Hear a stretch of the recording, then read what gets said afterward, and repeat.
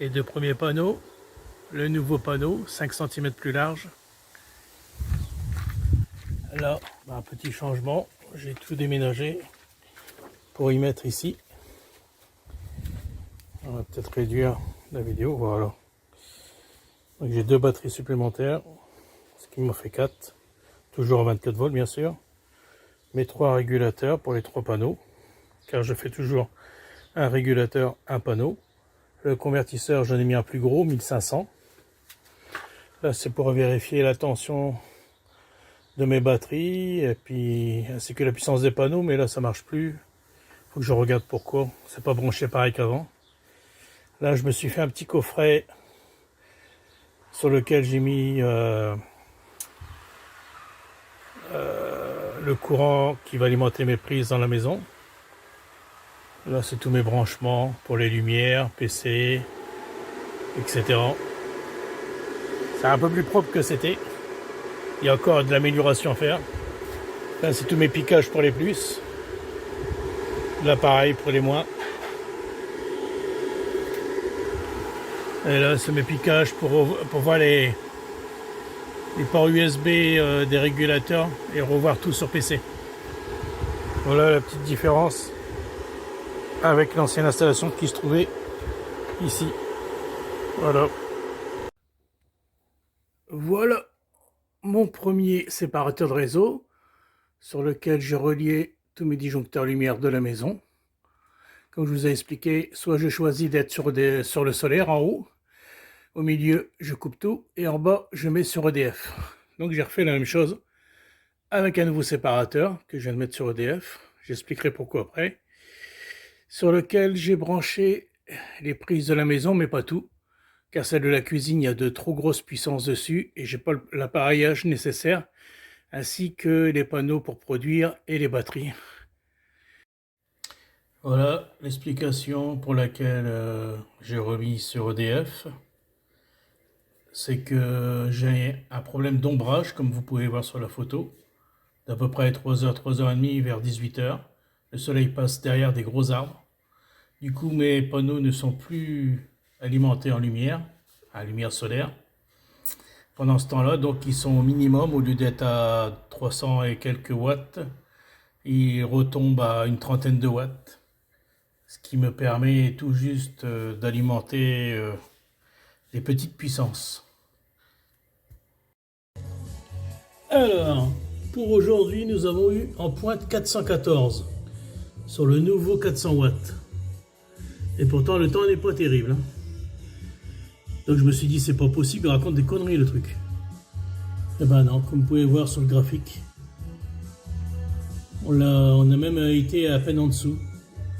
Et 414 doivent être là, je pense. Incroyable. Petite vidéo pour montrer la grosse pointe de mon 400 watts. Voilà. Pour terminer, je vais vous montrer mon tableau sur lequel j'ai rajouté le troisième panneau de 400 watts. Donc c'est ses débuts. Voilà. Il a produit 1890, 740, 1540, 440, 250. Là, c'était vraiment des jours très pauvres en soleil. 1350, c'était un peu mieux. Donc ils mettent beaucoup pour recharger mes fameuses batteries. Là, c'est les totaux. Là, 5002, 1090, 3790, 940, 700, les pauvres jours. 3070. C'est vrai que cette année, le mois de juillet et le mois de juin ont été vraiment pénibles en soleil. J'espère que ça va s'améliorer. Sinon, quoi dire d'autre voilà. Alors, c'est un peu faussé là parce que la consommation convertisseur, je l'évalue entre 5 et 700 watts selon ce que je consomme. S'il a à vide, on va dire qu'il sera plutôt vers les 500 watts. Et s'il a de la charge arrière, il peut monter à 750 watts de consommation, voire plus. Donc là, à partir de là, c'est un peu faussé. C'est plus comme avant. Là, il y a eu souci aussi. Donc voilà, je vais faire un petit retour vite fait. Là, c'était le mois de juin. Là, c'est quand j'ai mis la pompe piscine en route. Donc, vous voyez, là, j'alimentais, je produisais peu. Et d'un seul coup, là, dès que je demande une charge derrière, bah, les panneaux sont là pour produire. Et en gros, on a 3 kg en moyenne, 3,5 kg, 3,7 kg. Alors là, des jours un peu plus pauvres.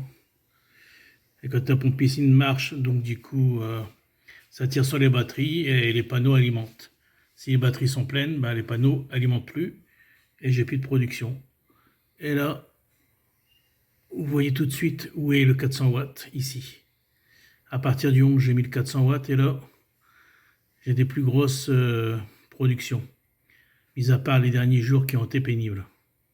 Mais là, dès le premier jour, là, 5200 watts, avec le troisième panneau de 400 watts, qui donne aussi bien, voire même un peu plus que les autres. Pas grosse différence, mais quand même pas mal.